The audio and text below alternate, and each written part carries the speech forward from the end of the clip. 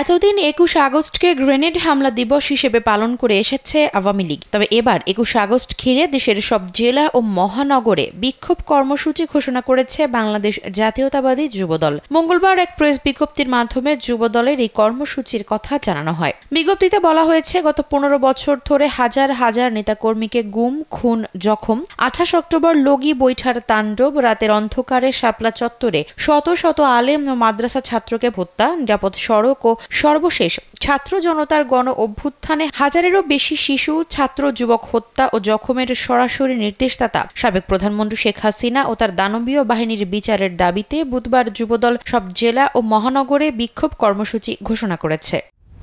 দেশের যে কোনো প্রান্ত থেকে অনলাইনে নিজেকে দক্ষ করুন ক্রিয়েটিভ আইটি ইনস্টিটিউটের সাথে।